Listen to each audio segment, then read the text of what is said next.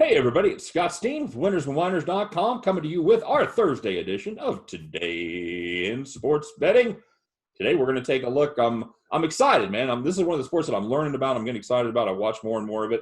We're going to take a look at the UFC, in particular UFC 250 coming on Saturday night. Little pay-per-view, little ESPN, a little ESPN Plus, and then a little bit of real money to watch this one. So to break it down, I've got two of the finest UFC experts over there at winnersandwhiners.com. Of course, we're going to start off with my friend and co-host up there in Long Island, New York. He had a little Bundesliga play yesterday that I'm excited to find out how that went. He's Scott Reichel. Scott, guten Tag. How are you, buddy?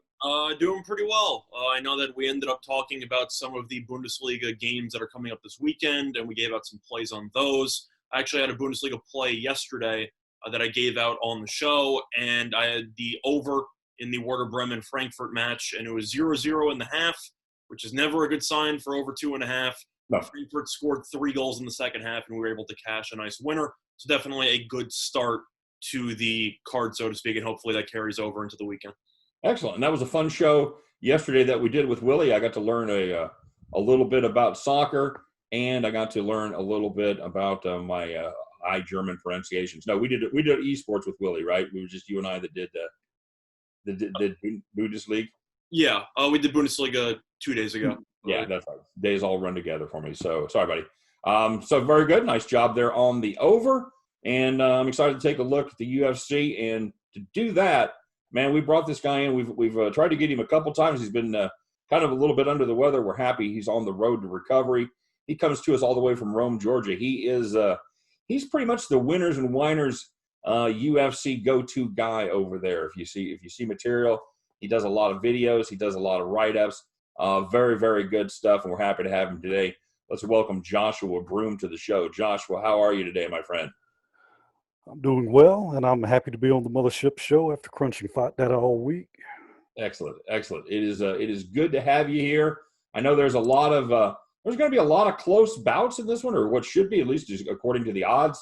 And we got an early prelim card. We got a prelim card, and then of course we've got the main card. So guys, let's jump right in, shall we? Take a look at this first fight with Evan Dunham and Herbert the Blaze Burns. The odds makers have made this fight Burns the favorite, -220, while Dunham checks in +185. Should you decide to go that way, over under is 2.5, juiced to the under at -130. Joshua, you're the visitor today. Let's get it started with this one. Tell me who you like in this bout. Okay, I like BJJ ace Herbert Burns to blitz and finish Evan Dunham early. And I like that pick because Dunham hasn't fought since a September 2018 knockout loss versus Francisco Trinaldo. And at 38 years old, he was stopped earlier in 2018 by Olivier Aubin-Mercier. He's also sporting major ring rust, and I simply can't trust Dunham versus younger, active, and elite Brazilian Jiu-Jitsu competition. All right, very good. Now, does the -220, does that scare you at all, or you still think we're getting decent value there for a guy that should be able to take care of business fairly easily? It scares me a little because Dunham has better stand-up and better wrestling. And Burns really is kind of a one-trick pony at this stage in his career, and he's 32 years old. He's coming off the first TKO stoppage of his career. So he's, against most fighters, he's outmatched on the feet. However, I think he's going to blitz 38-year-old Dunham and secure first-round stoppage victory. There you go. Scott, I know you like to play those specific outcomes. And number one, do you feel the same way that Joshua does about this? And number two, how do you feel about a first round knockout? There's some value there? Well, first of all, I definitely agree that Burns should be favored in this fight. Besides the ring rust in general, I just think Burns is the better fighter. I know that Dunham has been somewhat successful in the past, but considering the fact that, as Josh mentioned before, he hasn't fought since 2018, and he's lost by knockout in each of his last 2 fights. When you haven't won a UFC fight since 2016, you probably should be an underdog in pretty much every fight that you're in. And Burns definitely has the athleticism and the power to win this fight. Now, the issue that I have, though, when it comes to actually picking a wager for this fight is the fact that Burns, as Josh also said before, he's only won once by knockout and he's won 7 times by submission. So he's pretty much a submission specialist. And Dunham, even though he has struggled lately, he's still solid on the ground. The main issue that he's had lately is with his stand-up defense, which is definitely not Burns' area of expertise. So both fighters specialize in the ground, and you kind of have to wonder if Burns will be able to get that submission victory, which I'm a little bit skeptical about. Now, if you want to try to cut into that minus 250 juice, so to speak, you can take Burns to win inside the distance at plus 110 on Fox Bet.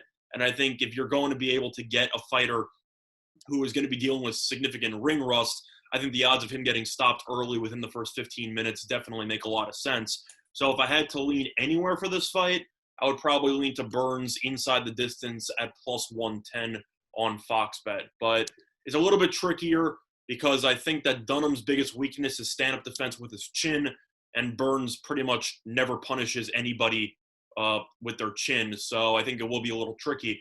But I definitely think that rounds 1 to 3, Burns plus 110 on Fox Bet is definitely the way to go for this fight. Josh, you agree with that? I agree. Yeah.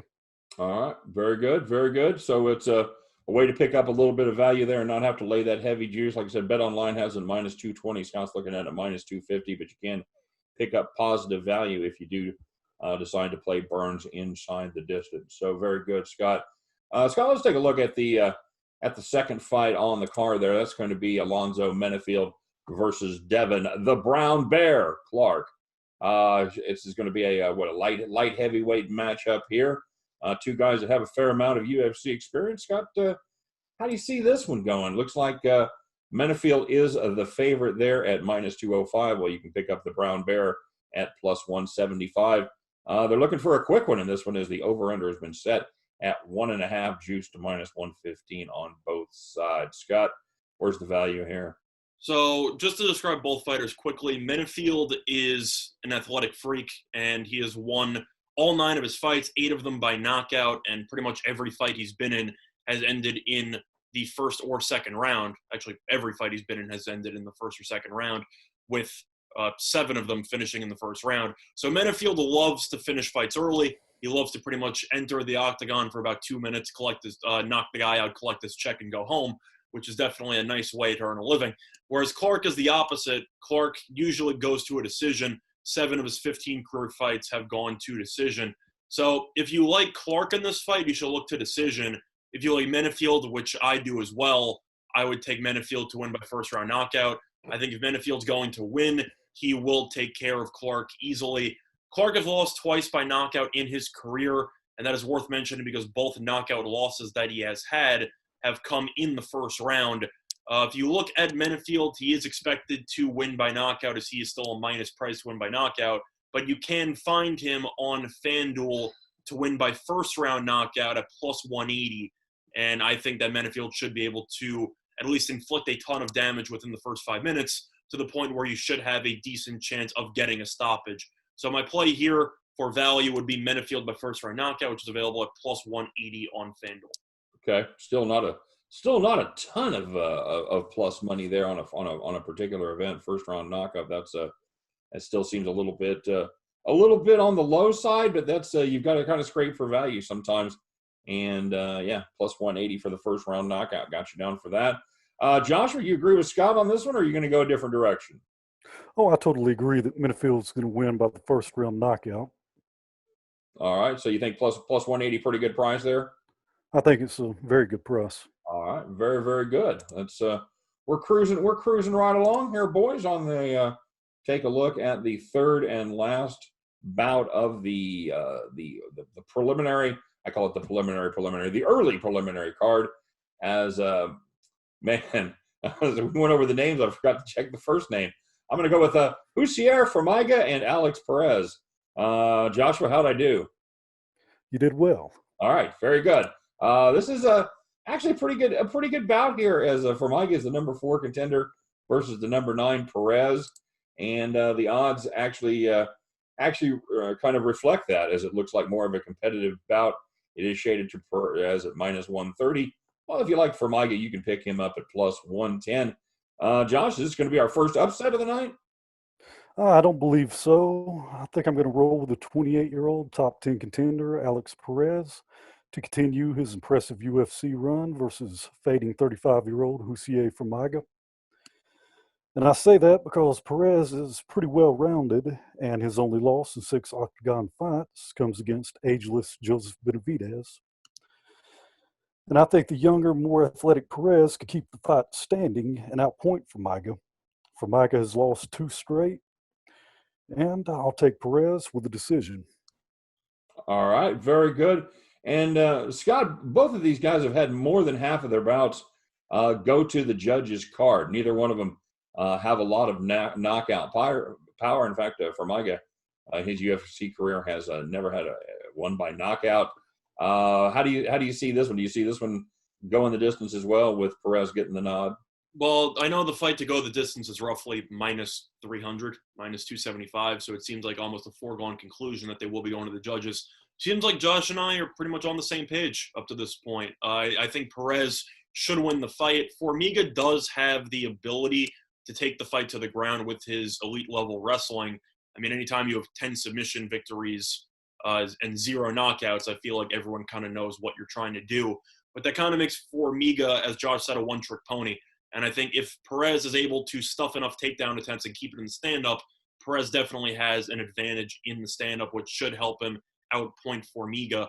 So for that reason, I also agree. I think if Perez is going to win this fight, it will go to decision.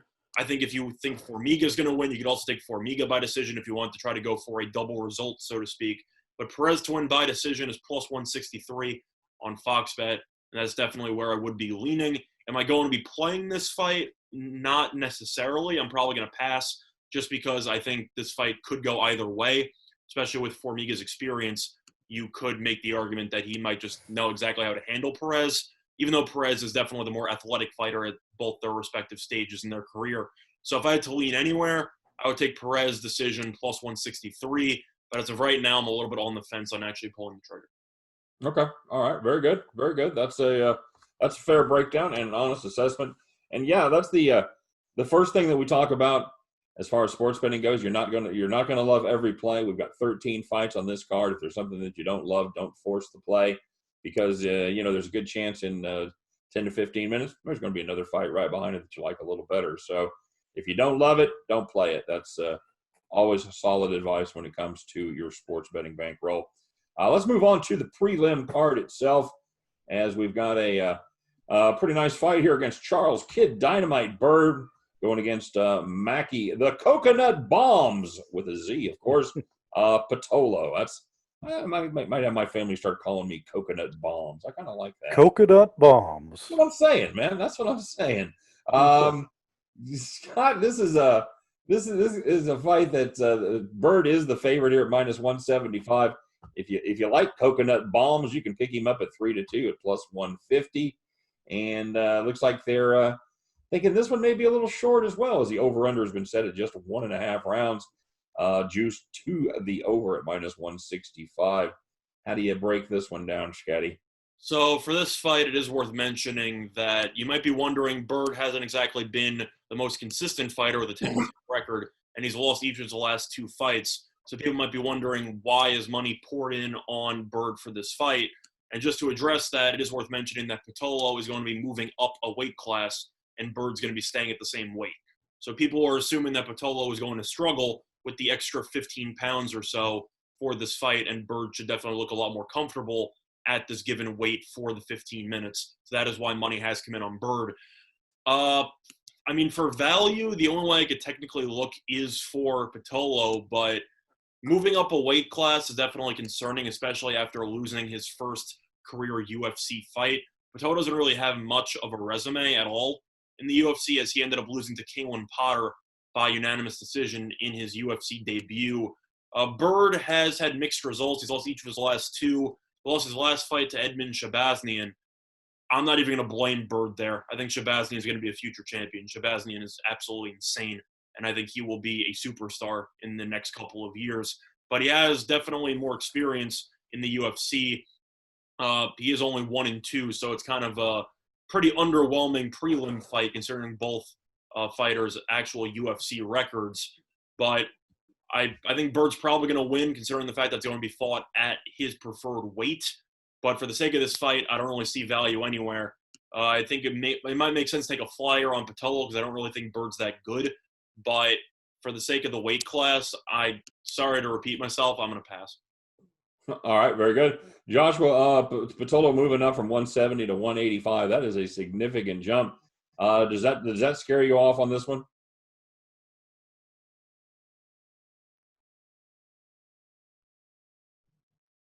Josh?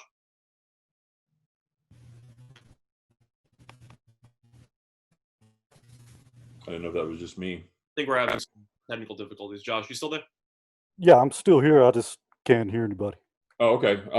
We were just asking about Patolo. Bird. You got us now? Yeah, I got you now. Okay. All right. Patolo moving up 170 to 185. Does that jump scare you off of him in this fight? Definitely. And to allude back to what Scott said, Tolo lost his first UFC fight to journeyman Callan Potter, and if you lose to a guy like Callan Potter, you probably shouldn't be in the UFC, and you definitely shouldn't be jumping up a weight class against a guy who has, every advantage going in his favor. So in this one, I see Bird getting a fairly quick stoppage. Do you have any preference on submission, knockout, or you just like inside the distance? I think he's going to get a takedown and hook in a submission. He's got multiple submissions on his pro resume, and I think he's going to end this fight by submission. Yeah, the reason why I ask is if you actually do want Bird by submission, you could get that at plus 350 on Fox Bet, which is a pretty nice amount of a plus price there. So that's why I was just curious. But plus 350 definitely seems like that could be worth a flyer or two. That's an anytime submission, Scott, not first round and a half. No, that's just anytime. Okay. All right. Well, that could be a nice angle to play there as Bird is kind of a submission guy, so that's a solid play, solid information for sure. All right, let's take a look at the next fight on the card, Joshua, as Cody Stamann goes against Brian Kelleher. Stamann probably. Sorry, guys. We'll call him Spartan because that's his nickname. Against Brian Boom Kelleher. And I know we saw Boom pick up a victory here not too long ago. And both of these guys are pretty much grizzled veterans at the UFC level. And as far as the price goes, Boom is quite an underdog here as Cody the Spartan is a minus 252. Kelleher checks in at plus 212. Josh, you smell an upset here? I do. And I've gone back and forth with this pick.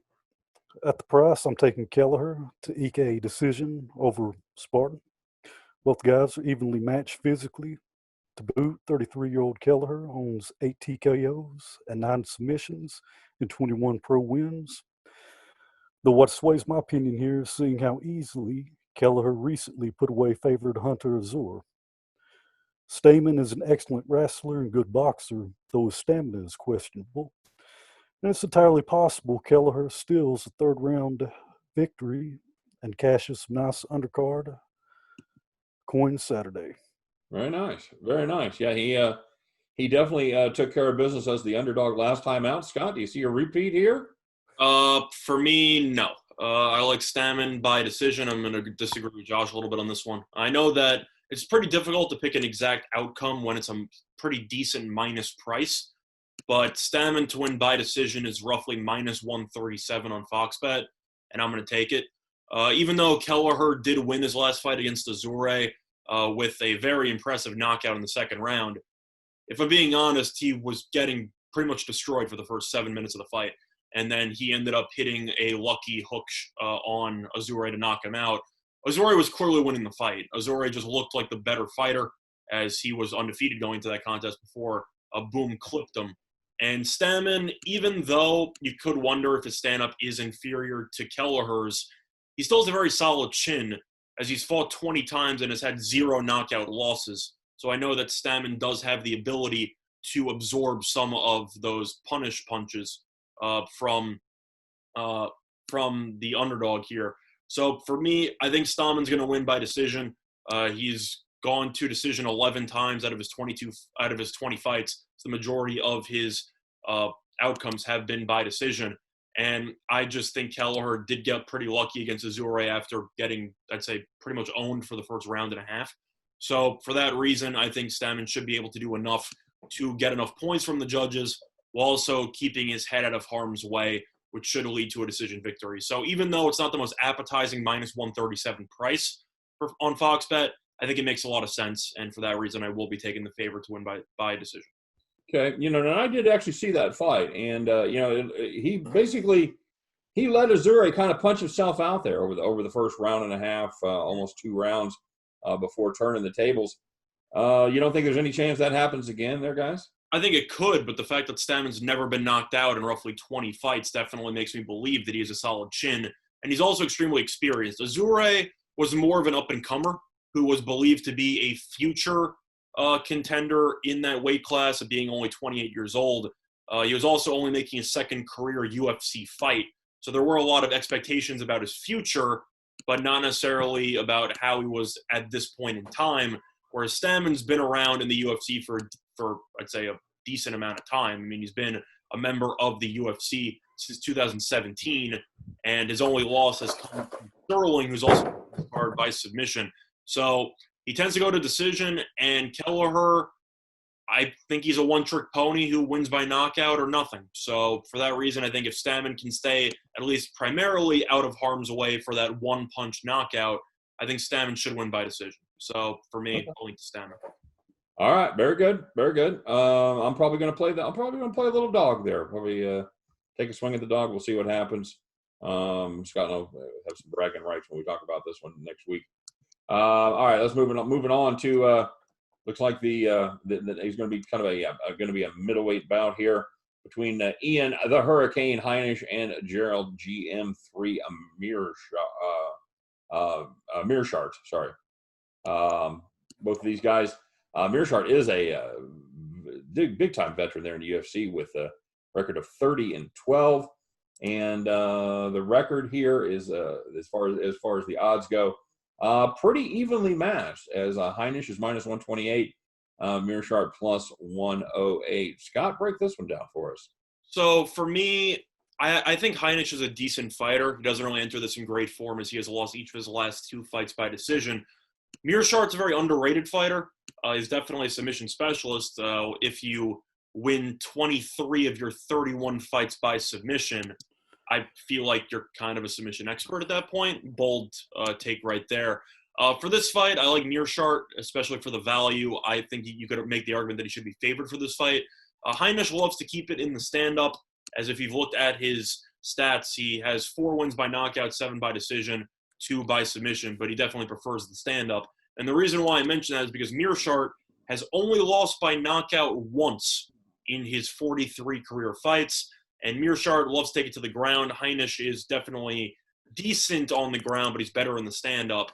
And you could find a decent price here on Mearshart to win by submission or decision, so you get a double result there, and you can get that at +150 on Fox Bet. The reason why I mention that is because Mearshart, despite preferring to go to the ground, actually has roughly a 4.5 reach advantage in this fight. So I think he should be able to keep Heinisch at bay in the stand-up before getting a takedown or 2 and winning some points or winning by submission.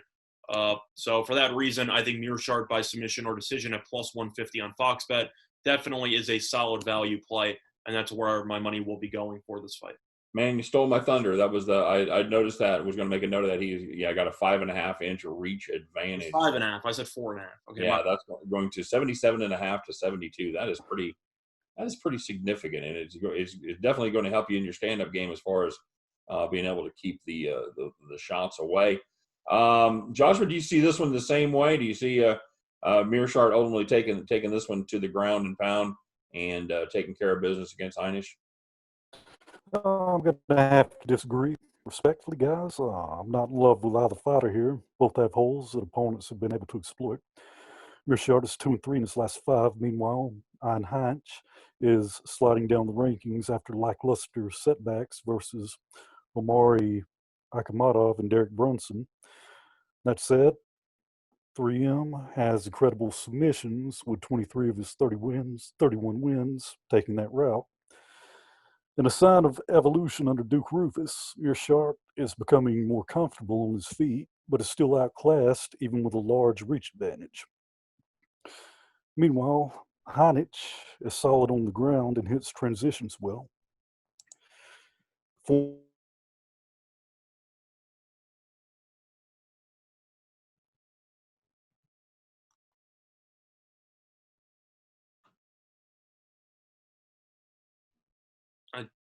Do you still hear him, or do you think his audio cut out? I think he cut again. Joshua, you still there? You still here? Yeah, I'm here. Okay. Yeah, We no, lost. sorry about We that. lost. Broke We out. lost the very tail end of what you were saying there. Oh yeah, I'm going to take Heinich by a split decision. Okay. A split decision. Is there? I'm curious if there's an option for that. I know that I've actually been looking into trying to find, and I've actually asked the Twitterverse to help me out there. I've been trying to find a couple of UFC books that actually have split decisions on pretty much all of the fights and not just the main event or two. Because I'm sure, as everybody has noticed, ever since that the UFC has come back with pretty much weekly or bi-weekly cards, the judges not too great. As people have noticed, it's been a little bit controversial. They seem to always go to a split decision. So I've actually noticed that, and I've been trying to find a book that'll let me exploit it. But unfortunately, I can't find any books that give me split decision options for usually a very solid plus price. So if you actually just want Heinisch by decision, though, he is available to win by decision at plus 175. Is that the type of line you're looking for, Josh? Yeah, I'll go with that. Okay. All right. Very good. All right. And Scott, I'm going to ask you. Do you have any thoughts on that fight? for me, Yeah. That's to me, it's a tough call. It's always hard not to love the veteran there, but at some point, I think the age becomes a liability. I've got to and again, not being the UFC expert, with having more experience in my life looking at boxing, it's hard for me to pass up the guy with the 5.5-inch reach advantage that submits his opponent 70% of the time. So I'm probably going to I would probably lean towards Mearshart there, especially being able to get plus money at plus 108. And Scott, I kind of like you. I kind of look for those decisions, or I kind of look for those outcomes that what is the most likely outcome, and if Mearshart wins, it's most likely going to be by submission. So I like the double result there of Mearshart by submission if I'm going to play this one. Catching, what did you say, plus 180? So submission or decision. So you get two options there at plus 150. Okay, all right, yeah, I'll catch 3-2 on that. I don't mind that a bit. That's I do. Again, I do worry about the age. I do worry about the starting to slow down there. I totally get what Joshua says. I think it should be one of the better fights of the night. From what I'm seeing there. So it's, I just think the line is a little bit questionable for Heinisch there. I know that Mearshart's getting older, but do I really think that Heinisch should be roughly a minus 135? I'm a little bit skeptical on that. I think if you wanted to make the argument this fight should be a pick'em, or maybe a minus 115, minus 120, I think you can make that case. I think minus 135 is just a little bit too high against such a well-known, I'd say, submission specialist, MMA veteran. So I'm a little bit skeptical on where the line was placed. So yep. Okay. Yeah, that's my 2 cents on that. I'm with you there. All right, so let's take a look at this next fight. This is two guys that they're not going to be spending all their money on combs. This is a couple of the best heads of hair you're going to see. As Alex Bruce Leroy Caceres goes against Chase the Dream Hooper. Both of these guys come from the United States, weighing in at roughly 135, 145. Going to fight in that neighborhood.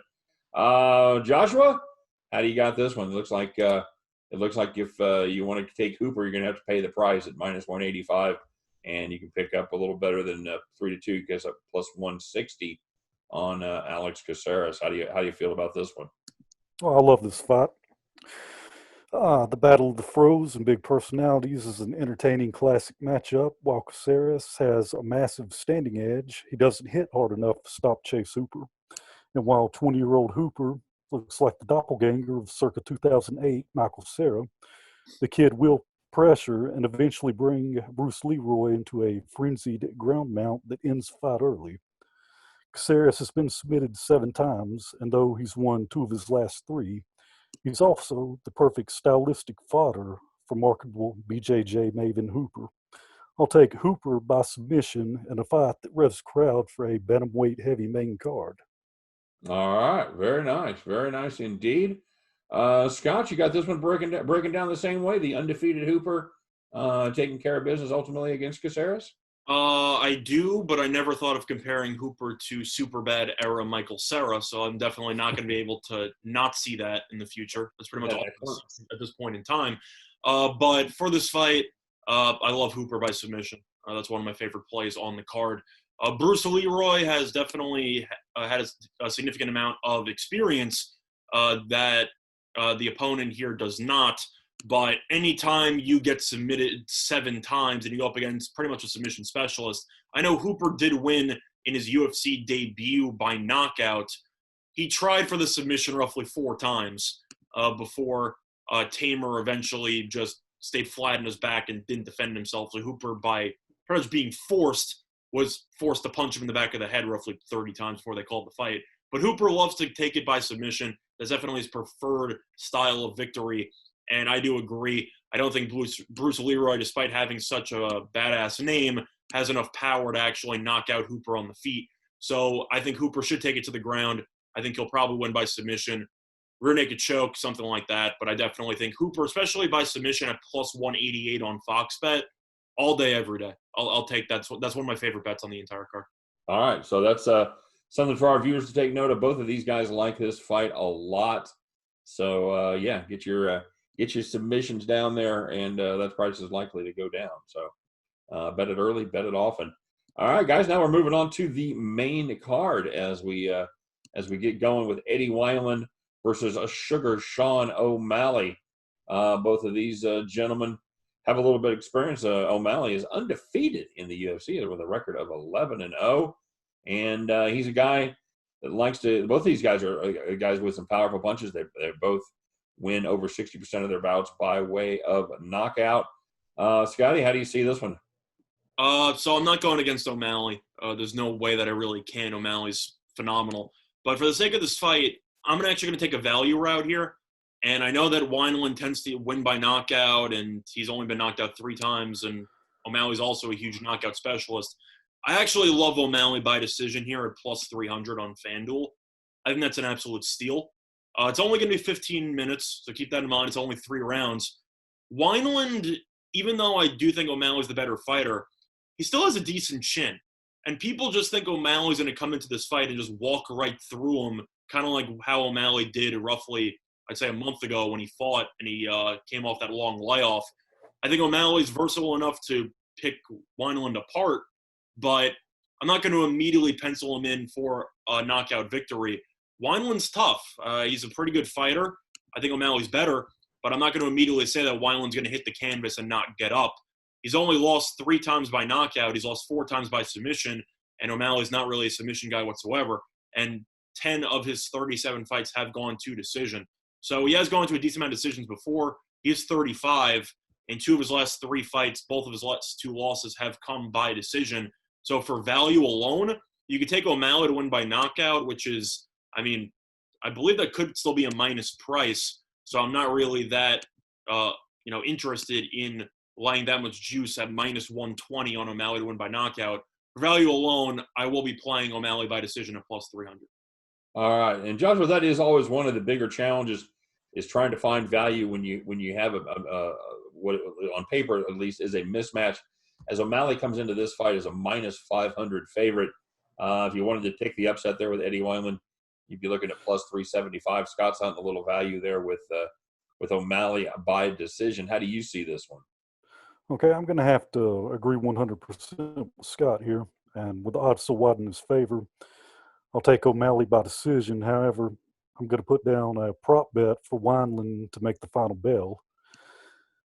Just like Hooper versus Caceres, UFC is mildly testing a rising prospect in O'Malley with a name past prime opponent, though making his 2019 Octagon appearance memorable by knocking out Grigori Popov. Wineland has the toughness and instincts to last versus touted O'Malley while teaching the youngster invaluable lessons. So I'm definitely going to take Wineland and his grizzled chin to see the final bell in this All right. veteran versus rookie matchup. What's that prop pace, Joshua? If I had to go the distance, I see plus 190. Plus 190. Is that about what you have it at, Josh, as well? Yeah. Okay. All right. Very good. Very good, guys. I like finding those angles because you just can't come in. You just can't lay minus 500. At least I can't. I'm not. Well, yeah. Well, if you think about it conceptually, you're basically saving $8 because you go from minus 500 to plus 300, and all you need to do is just have Wineland not get demolished within the first 5 minutes. I mean, the way that I see it is that O'Malley is definitely worthy of all the hype. He has been extremely solid in his career, despite the long layoff. He's phenomenal. But you bring in a veteran like this, and it's either O'Malley's going to win by either knockout or decision. I don't really see any other outcome. He's down a submission guy, so you don't really have to worry about that at all. So would you rather take the minus 120 or would you rather take the plus 300? I'm going to take the plus 300. I feel like that just makes more sense. Yeah. I completely agree. That's again, good value hunting right there, gentlemen. Nicely done indeed. All right, let's move on to the next bout here on the main card as Neil Magny goes against Anthony Rocco Martin. Both these fighters from the United States, both with a fair amount of experience in the UFC.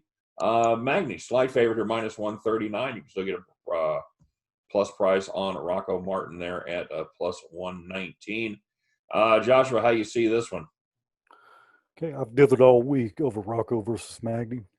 Though I'll take Martin by submission here as he has 9 subs and ample opportunity to latch a fight-ending hold onto his lanky opponent. Magny has 21 octagon walks to his credit and looked great in March versus ranked Jingliang Li, but Rocco has won 5 of 6 versus middling UFC competition and is ready to seize his step-up moment. So with that said, I have Martin by submission as a slight underdog. Okay, very good. And Martin is a bit of a submission specialist, as 12 of his 22 fights have ended in submission as a victory for himself. Scott, you see this one the same way? I'm also pretty torn on this fight. I think this fight could go either way, so I don't really know if I'm going to be playing anything in terms of actual wagers. If I had to lean anywhere, I did find a good price for Magny to win by decision, so I'll probably go that way. Magny by decision was roughly plus 100 on Fox Bet, but you actually could shop around and find it at plus 155 on FanDuel. So you're getting roughly 55 cents of value there if you want Magny by decision. Magny looked unreal when he came back in March. He looked phenomenal in the stand-up, and that's the main thing you have to wonder about this fight. We mentioned it before. When you have two fighters with significantly different styles, it pretty much just depends on which style you think is going to win. And the question here is, if Martin takes it to the ground, he'll probably win by submission. But if Magny keeps it in the stand-up, he should win. So you have to ask yourself, which do you think is going to happen? Now, Josh did mention Martin by submission, which is plus 600. So that is a very solid plus if you want to go for value, especially with somebody who has 9 wins by submission against Magny, who has 4 losses by submission. If I had to lean anywhere, though, I know Magny's 3 inches taller. He definitely has a significant advantage in the stand-up. I'll lean to Magny by decision, but I feel like if you really wanted to, you could make the argument to play both. Martin only has 1 win by knockout, so he most likely will win by submission or decision, where Magny doesn't really have much power, so I think he should win by decision. So for me, you can make the argument for maybe playing both options for a little bit of a value, desperation, try to free roll kind of situation. But for me, I'll lean to Magny by decision, but I'm most likely going to pass. Okay, and Magny is another one of these guys that have a huge reach advantage, 6.5-inch reach advantage. So that could certainly play a factor. But so this one's still too tight to call for you. Do a little last minute value hunting, but most likely pass. Well, yeah. The thing about Magny is, if I was going to play it, I probably would play the decision, just because I found 50 cents of value for it. So just alone, you're saving 50 cents. You get 50 extra cents of value, so compared to other marketplaces. So for that reason, that's probably where I'd lean. But I understand all of Josh's points. Magny has struggled a bit on the ground against submission specialists, and Martin has been rolling lately. So if you want to take a plus 600 flyer, definitely, I'm not going to argue with you if you try to go for that value. Okay. All right. Very good. All right, guys. Moving on to Woodwood. At least on paper, looks like should be one of the more competitive bouts of the night, as Aljamain, the Funk Master Sterling, goes against Corey Sandhagen. Sterling is the number 2 contender, while Sandhagen is the number 4. And pretty good price on both these guys. Sandhagen is a small underdog at -103. Sterling checks in at -117. Scott, competitive fight here. Who you got? For me, this is a complete pass. Sorry, I'm not going to provide any definitive answers here. There's a reason why this fight is a pick'em on pretty much every book if you shop around. This fight is really tough to call. Both fighters are very even. Sterling has emerged into being a serious contender. Sandhagen has also been phenomenal lately. So I definitely think that it makes a lot of sense for for you to want to choose to pass on this fight. And for me, I'm not really going to be touching this. I think that this fight could go either way. If I had to lean anywhere, I would probably lean to Sterling, because I do think he is a little bit more dynamic, and I think he does have the ability with his diverse striking to cause some issues for Sandhagen in this fight. But for me, this is an easy pass. I think this fight could go either way. But yeah, I think you could flip a coin and make an argument. So I'm going to pass. Joshua, in the famous words of Dionne Warwick, Scott has decided to walk on by as far as this fight goes. You got an opinion here? You going to play this one? Yeah, I'll play it, and I'll give my opinion from just a pure pick standpoint. And I'll take Sterling in what is a de facto vacated title eliminator. Division III wrestler with 7 career submissions, Sterling looked flashy while recently outboxing Pedro Munoz. That performance was Aljamain's best, and at 30 years of age, there's no reason he can't get off first Saturday. Though 4 inches shorter than Corey Sandhagen, Sterling holds a slight reach advantage, and every inch will count, as number 4 ranked Sandhagen is tough from every angle. Sandhagen has won 3 straight versus increasingly tougher opposition after brushing past Rafael Suncial last August.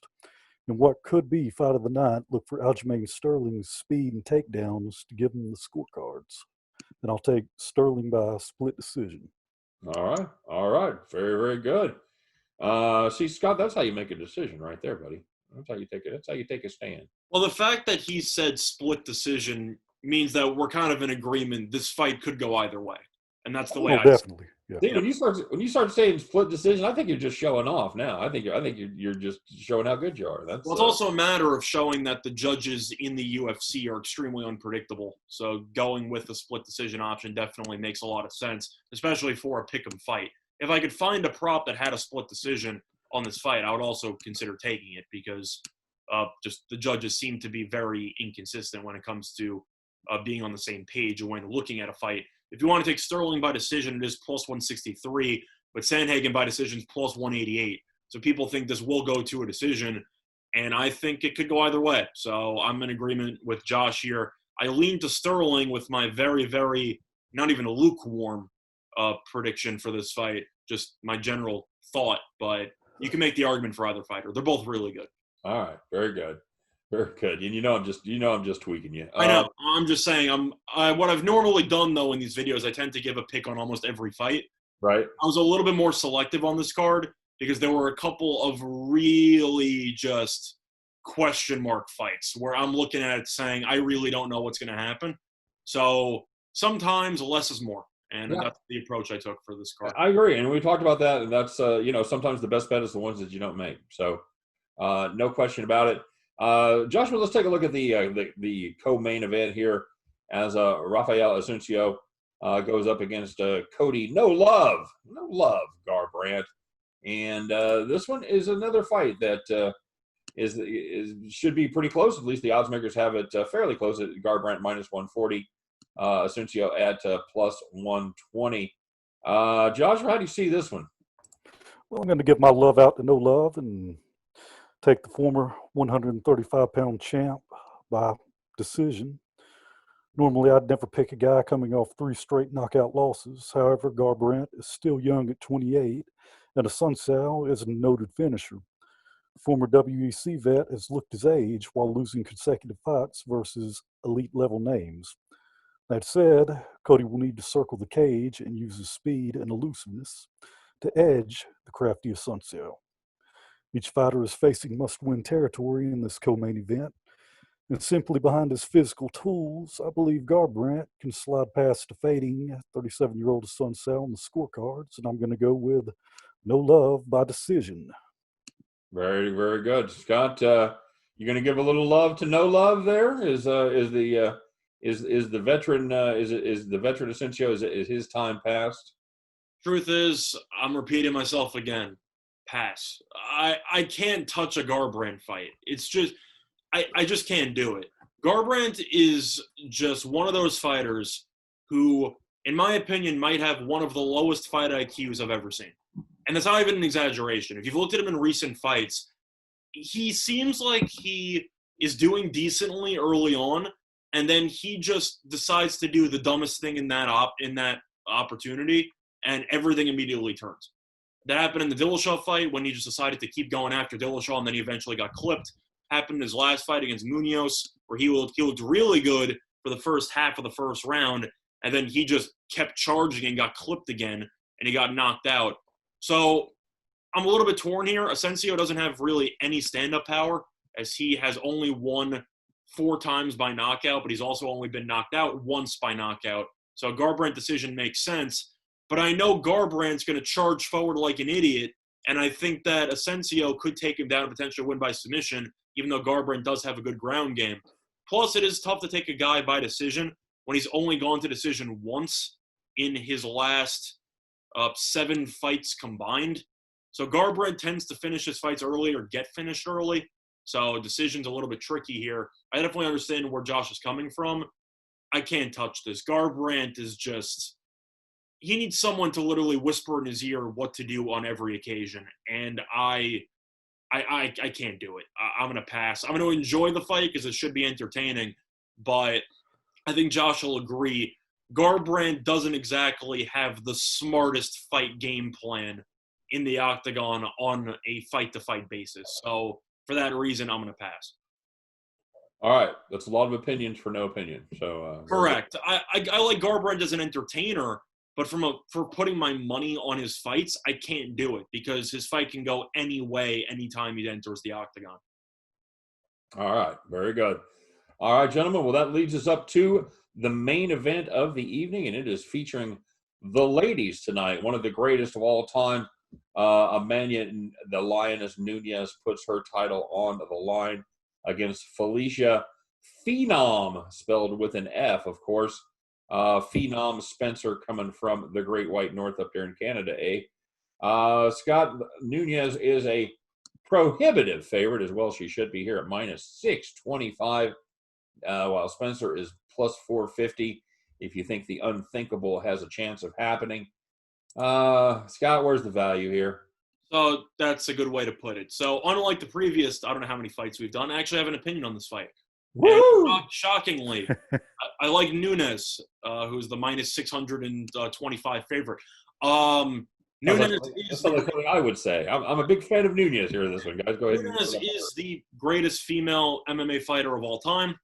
And I think that Spencer, even though she does have a good record at 8-1, she hasn't exactly gone up against the greatest competition. She's fought in the UFC 3 times, and the one loss she had was against Cyborg, who was also one of the greatest female MMA fighters of all time by decision there. And other than that, her dominance came in Invicta, which is a little bit inferior in terms of competition compared to the UFC. So I think Nunes is going to win by knockout. I think she should. That's roughly at minus 137. Not really interested in that. But however, there is one specific round which I do like for a lot of value. This is not going to be a full unit. All the other plays I gave out for a unit. This will be for roughly, I'd say, a third of a unit, maybe to a half a unit. I'm still not really sure where I'm going to put it. But Nunes to win in the third round at plus 800 on Fox Bet is where my money's going to go. The over-under is roughly 1.5 to 2.5, so it should get into the second round, maybe even the third round. And I think Nunes will win by stoppage. I think she will win inside the distance. So plus 800 third round, I'll take that every day. I think that's just way too high. So that's where I'm going to look for this fight. All right, that's a nice price on a favorite. Somebody that is over a minus 600 favorite. So yeah, there's some definite value there. Joshua, where did your value hunt lead you? Well, the way 2020 has been going, I think I'll have to buck the odds and take Spencer here. Mm-hmm. Underdogs won pretty much every main event that we've had in lately. Oh, I was joking. I know you are. I know you were joking. I know you were joking. I'm just saying for a fact, the underdog won I don't know how many main events in a row at this point. Yeah, that's true. That is definitely true. I'm going to have to say, while her opponent poses an indestructible aura, let's not forget how drained Cyborg gets to make 145. She walks around at like 185 pounds pure muscle. That said, this fight is kind of the result of Amanda Nunes running out of viable opponents, to go back to our opening statement. I'll just cut to the chase, be curt, and say that Saturday's main event is not going to be Holm versus Rousey 2. There will be no miracles here. Instead, expect another dominant Nunes stoppage, and I'm going to go with the second round, and that'll cap the 12-fight card we have slated for Saturday night. Very good. So both of you guys agree Nunes takes care of this one with inside the distance. Scott thinks that Spencer can make it to the third round, while Joshua says no, that's not likely to happen. Well, I definitely think that it wouldn't surprise me if Nunes just comes out and just destroys her in the first two rounds. I'm not saying that that's impossible or anything, but comparing lines here, Nunes, for example, in the first round is plus 225. In the second round is plus 350. Third round is plus 800. I'll take that massive jump in the third round. Okay. So for value, I'm going to go third round. So you're basically putting your money on the fact that Spencer can go 10 minutes with her. Pretty much. Considering the fact the over-under is 1.5 and the over is minus 192, right? Most likely you should be able to get through two rounds based on the odds there. Okay. So for that reason, I think you're getting roughly an extra $4 of value jump in between the second and third round. Yeah, that's solid. I definitely see the you're almost getting double value there. Yeah. So I think that's worth a play for, I don't know. I said somewhere between a third and half. I'll go with 0.4 units on that. So that'll be my option. No one cares. Yeah, no one cares. But that'll be my option for my personal bankroll, which is pretty much the only thing that matters. I'll take a fourth of a unit. I mean, for 4/5 of a unit. 0.4 of a unit. Yeah. That's not, I'll take it for 2/5 of 1 unit. So okay, all right. I'm sure everybody writing this down at home. I hope you are. I'm going to recap it on Twitter anyway, so you don't even have to write it down. But yeah. Oh God, now I have to follow you on Twitter. Jesus. I know it's not like we've been tagged in multiple posts before for a video, so it's really not that big of a deal. All right, guys. Well, hopefully the card will be as fun as this show was. I had a blast as always talking about the UFC. Joshua, very, very good work here on your initial appearance. We appreciate you stopping by with all your great insights, man. Really appreciate it. Well, I appreciate that, and I wish that I could have just came with a little calmer delivery at the start that I finished with. It's good to be a strong finisher. That's what we look for, right, Scott? You definitely get a lot of good plus prices on finishers inside the distance, so definitely that worked itself out. Yes. All right, very good, Scott. What do you got going on today? Do anything exciting? Not particularly. Online poker, and you might watch a movie. Probably. I might look for some sporting event to watch, but it's slim picking, so to speak.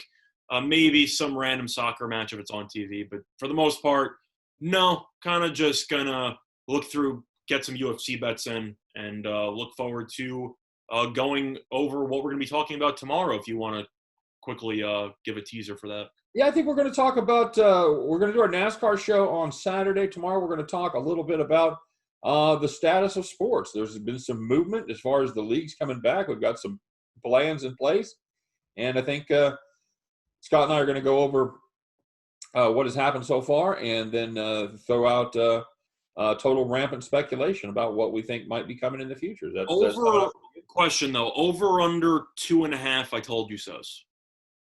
Oh, I think it's going to be over. Okay, just making sure. I agree, and we're not even competing with each other here. We're on the same page. I think we've been okay on this one. I think if we were as good at picking the outcomes of the sports as we are about picking when they're going to come back, I think we'll be okay. The other news I forgot to also mention: congratulations to Vegas for opening up again. I saw that the D in their casino had a line out the door at roughly 2 a.m. So you had a lot of people in a crowded casino dying to throw down $15 in roulette. So, definitely an interesting time period, but Vegas appears to have at least opened up in the short term. You still haven't had all the huge casinos open up yet, but slowly but surely, some of them have been opened, and maybe that's a sign of other places to open up their casinos as well. So we'll see. And hopefully that's just a joke that people aren't actually dying to put down a 15. Oh no, there was actually a line out the door. It looked like a Six Flags amusement park ride, and it looked like about an hour wait to get in. We had the same thing. Our casino in Kansas opened last weekend. Had the same thing. Crazy line down the sidewalk, just insane. I would never, under the best of circumstances, stand in line to get into a casino. That's just me. So same thing with placing sports bets. Believe it or not, you might not believe this. In the year 2020, you can place bets on your phone. Yeah. Isn't that crazy? Like nobody thinks about it. Tell the kids. Even I'm an old guy. Even I know this. So instead of waiting online, especially on football Sundays where you see a line around the corner, you should probably just get the app and just place your bets from the comfort of a chair. But that's just my 2 cents. All right, there you go. So we'll be back to talk a little bit about that tomorrow. Maybe even touch on Vegas and the casinos around the country as they do start to open up, and that'll be fun. But for today, I had a blast. Hope everybody had fun to learn a little something about the UFC. I know I learned something every time out, and I feel like I can go and lose my money with confidence now. So for all of us here at Winners and Whiners, for myself, Scott Steen, for Scott Reichel, for Joshua Broom, we appreciate you guys stopping by. And, of course, don't forget to stop by each and every day to check out winnersandwhiners.com. Joshua, Scott, and a bunch of writers like that putting out great content on everything that's going on in the world of sports. And, hey, there's still money to be made out there. So make sure you check out winnersandwhiners.com and our sister site over there at statsalt.com to guide you through these turbulent times and let you know where the best value is. So, everybody, I hope you have a great day. Stay safe, everyone, and we appreciate you watching. Don't forget to drop us a comment in the comment section. Let us know what you thinking this weekend. Let us know your favorite UFC play. And Scott and I will be back tomorrow to give you the virus update and let you know what's coming. And spoiler alert, we got sports coming back, everybody. So hang tight. We'll be back tomorrow to tell you all about it. All right, everybody have a great day. Stay safe. We'll see you tomorrow. Take care.